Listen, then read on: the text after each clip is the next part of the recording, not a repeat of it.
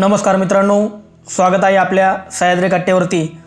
तर आजची घटना ही सोलापूर जिल्ह्यातील माळशिरस तालुक्यातील अकलूज गावामधील आहे। तर घटना ही खूप गंभीर आणि खूप भयानक आहे। आणि सध्या तर मुलीचे लग्न झाले म्हणजे जबाबदारी संपली असे कधी होत नाही। आपल्या मुलीचा संसार सुखाचा व्हावा, तिलाही सासरी प्रेम मिळावे अशी पालकांची इच्छा असते। मुलीने अगदी घरच्यांच्या मनाविरुद्ध विवाह केला तरी मुलीवरचे मालकांचे प्रेम कमी होत नाही। काही दिवसातच ते राग विसरून मुलीला विवाह स्वीकारतात। पण प्रेमातही बहुतेकदा धोका होऊन मुलीची फसगत होते। तेव्हा मुलीचे डोळे उघडतात, पण वेळ निघून गेलेली असते। त्यावेळी तिचे पालकच तिच्या पतीची समजूत घालून संसार सुरळीत करण्यासाठी धडपडतात। मग मात्र तेढ वाढू शकते। काही वेळा आधीपटीची घडण्याची शक्यता असते, तेही नाकारता येत नाही। सोलापूरमध्ये मुलीने प्रेमविवाह केला म्हणून तिची आई व भाऊ चिडून होते, मात्र तिला प्रियकराबरोबर पती झाल्याने आनंद होता। त्याचं दोघांचं लग्नही झालं। काही दिवसातच मात्र त्याने त्याचे रंग दाखवायला सुरुवात केली। दारू पिऊन मारहाण करणे व हे दुःख ती आई व भावाला सांगू लागली। मागचे सगळे विसरून ती तिच्या पतीची समजूत काढू लागली, पण त्याने काही वागण्यात सुधारणा केली नाही। एक दिवस त्याला समजावता केलेल्या मारहाणीत त्याचा जीव गेला। त्याची सासू व मेवना गजाआड झाले। पतीचा खून केल्याप्रकरणी आई व भावावर गुन्हा दाखल झाल्याने प्रेमविवाह केलेल्या तरुणीवर दुःखाचा डोंगर कोसळलेला आहे। बघा, मारहाण करता करता खुनाचा प्रकरण इथे घडलेला आहे आणि त्या तरुणीवरती दुःखाचा डोंगर कोसळलेला आहे। प्रत्येकदा मुली लग्न करायचं, प्रेमविवाह करतात आणि नंतर संसार चालू होतो। पण काही दिवसातच त्यांचं थोड्या कारणावरून भांडणे चालू होतात दोघात। भांडणे चालू झाल्यानंतर ती प्रेमविवाह करून पळून आलेली असते, त्यामुळे तिला कोणी सपोर्टही करत नाही, तिला सांगायलाही कोणी राहत नाही। पण कधी असं होतं की घरचे त्यांना नकार देत नाही तर त्यांना सपोर्ट करतात, पण मात्र परत हे प्रॉब्लेम असे घडायला लागतात। नंतर मग आईवडीलही त्यांना सपोर्ट देतात, ते करतात। आणि असंच या घटनेमध्ये ते घडलेलं आहे।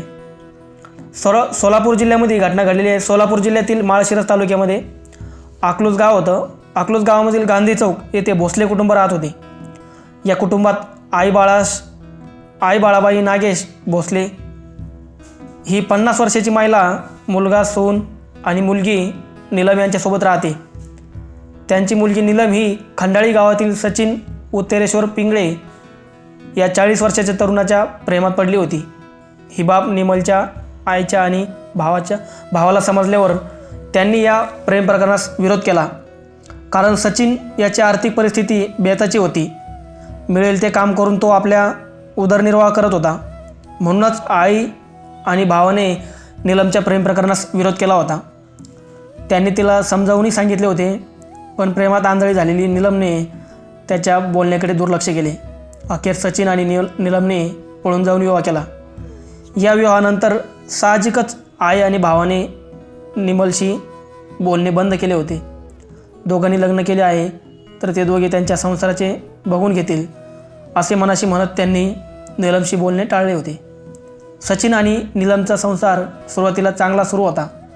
त्या दरम्यान एक मुलगीही झाली। मुलींचे नाव त्यांनी आराध्या ठेवले। 9व्याचे 9 दिवस याप्रमाणे सचिन यांनी नीलमबरोबर गोडी गुलाबीचा संसार केला। पण एक मूल झाल्यानंतर मात्र तो भरकटू लागला। त्याचा संसाराकडे दुर्लक्ष होऊ लागले। त्यातच त्याला दारूचे व्यसन लागले। तो दारू पिऊन घरी येऊ लागला। किरकोळ कारणावरून नीलमबरोबर वाद घालू लागला। दोघांचे वाद वाढू लागले। नीलमलाही हा त्रास सहन होत नव्हता। आपले आई भाऊ बोलत नसले तरी आपल्याला होणाऱ्या त्रासाने त्यांना नक्कीच आपल्याबद्दल सहानुभूती वाटेल, या कारणाने ते आपल्याशी बोलतील, आपल्या नवऱ्याला समजावून सांगतील, नीलमला वाटले होते। तिने एके दिवशी आपला हा त्रास आई भावाला सांगितला। आपला नवरा दारू पिऊन आपल्याशी भांडण करतो, मारहाण करतो असे सांगताच नीलमची आई बाळाबाईला खूप दुःख झाले. भाऊ सनीलाही आपल्या बहिणीविषयी सहानुभूती वाटली. दोघांनी लग्न केले आहेच, पण हा संसार टिकून राहायला हवा या उद्देशाने त्यांनी जावई सचिन याची भेट घेऊन समजावून सांगितले, तुम्ही दारू पिऊ नका, तुम्हाला लहान मुलगी आहे, तिचा विचार करा, सुखाने संसार करा असे समजावून सांगितले. सचिन यांनी त्यावेळी माझे चुकले, पुन्हा असे करणार नाही असे आपल्याला या सासू आणि मेवण्याला त्यांनी मी दारू पिणार नाही असे म्हटला. नीलमला त्रास देणार नाही असे वचनही दिले. त्यानंतर नीलमचे आनंदाचे दिवस पुन्हा सुरू झाले. पण ते काही दिवसच सचिनने काही दारू सोडली नव्हती. पण आता तो दारू पिऊन भांडण करत नव्हता आणि गोडीने परत संसार करत होता. दोघांचाही संसार पद्धतशीर चालू होता. पण मात्र घडलं असं पुढं की नीलमला मारहाणी करत नव्हता. अतिशय गुण्यागोविंदाने यांचा संसार चालू होता. नीलमला खूप बरे वाटत होते. आपला नवरा सुधारला, आपल्यातच भांडण काढलं, आपल्यातच आपल्या आईभावांचे त्याने ऐकले असे तिला वाटू लागले. मात्र काही दिवसानंतर पुन्हा ए रे माझ्या मागल्या या उक्तीप्रमाणे तो नीलमशी भांडण करू लागला, तिला मारहाणी करू लागला. 25 नोव्हेंबर 2023चा दिवस. त्या दिवशी सचिन पिंगळे हा दारू पिऊन घरी आला. आल्या नीलमशी भांडण काढत त्याने तिला मारहाणी केली. त्यावेळी नीलम चिडली आणि तिने त्याची माहिती आई आणि भावाला दिली. आई पुन्हा मला मारलं बघ, दारू पिऊन आल्याचं भांडण काढलं आणि मला मारहाणी केली असे रडत नीलमने आपल्या आईला अपभीती सांगितलं. आईने बाप मुलगा सचिनच्या कानावर घातली. आपल्या मुलीला होणारा त्रास त्या दोघांनाही सहन झाला नाही. त्यांनी नीलमला सांगितले, हे बघ नीलम, आम्ही आज शेवटचं त्याला समजावून सांगणार आहोत, बघतो ऐकतो का ते.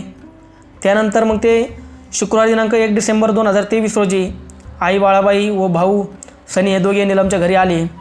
त्यावेळी बाळाबाई भोसले आणि सनी भोसले या दोघा मायलेकांनी सचिनला समजावण्याचा प्रयत्न करत असताना त्याला मारहाण करायला सुरुवात केली. ते समजून सांगत असताना काहीतरी बोलाबाली झाली त्यांच्यामध्ये आणि तो तिकडून बोलला, हा इकडून बोलला, यांच्यातच त्यांची मारामारी सुरू झाली. नीलमला तू का मारतोस असे म्हणत ते सचिनला मारहाण करू लागले. यात त्यांनी सचिनला जब्बर मारहाण केली. या मारहाणीत सचिन खाली पडला.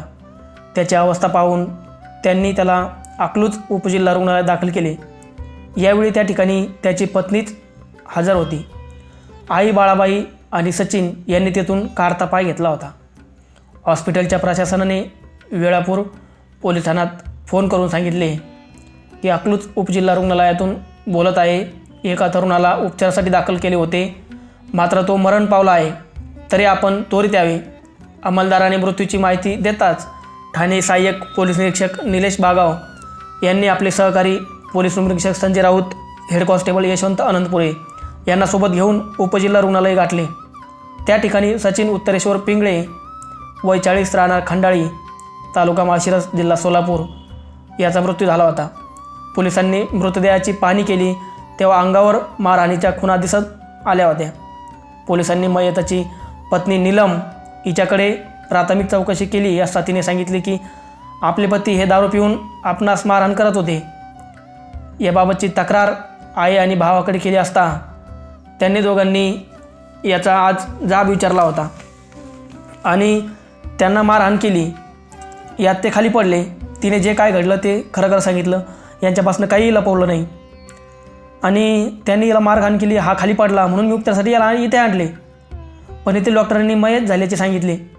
यानंतर मृतदेहाचा आणि घटनास्थळाचा पंचनामा करून मृतदेहाचे विच्छेदन करून तो मृतदेह अंत्यसंस्कारासाठी नातेवाईकांच्या ताब्यात दिला. शवविच्छेदनाच्या अहवालामध्ये त्याचा मृत्यू जबरदस्त मारहाण झाल्याने बांगड्या तुटल्याने झाल्याचे स्पष्ट होते. त्यानुसार हा खुनाचा गुन्हा असल्याने पोलिसांनी या प्रकारची नोंद करून त्याचा तपास सुरू केला आहे. या प्रकाराचा तपास सहाय्यक पोलीस निरीक्षक निलेश बागाव यांनी सुरू केला आहे. त्यांनी याची माहिती घेतली असता पोलिसांना समजले की सचिन आणि नीलम यांचा प्रेमविवाह झाला होता. सचिन हा मिळेल ते काम करत असल्याने त्याची आर्थिक परिस्थिती बेताची होती.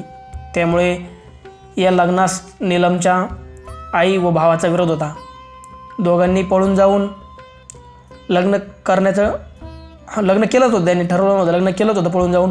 त्यामुळे आई आणि भाऊ हे नीलमवर चिडून होते. नीलम आणि सचिन यांना लग्नानंतर एक मुलगी झाली होती. पण त्यानंतर सचिन बिघडू लागला. तो दारू पिऊन नीलमला मारहाण करू लागला. ही मारहाण सहन न झाल्याने याची माहिती तिने आई भावाला दिली. त्या दोघांनी जावई सचिन याला समजून सांगितले होते, तरी त्याने पुन्हा नीलमला त्रास द्यायला सुरुवात केली. 1 डिसेंबर 2023 रोजी त्रास देतो म्हणून जबरदस्त मारहाण केली.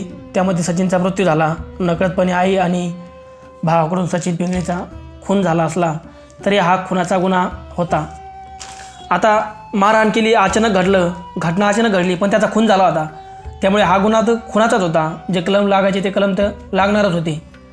सचिन उत्तरेश्वर पिंगळे वय 40 खून प्रकरणी बाळाबाई गणेश भोसले वय 50, सनी नागेश भोसले वय 30 याच्या विरुद्ध गुन्हा 302 कलम याप्रमाणे गुन्हा दाखल होऊन त्यांना न्यायालयात उभे केले असता 5 दिवसाची पोलीस कोठडी मिळाली आहे.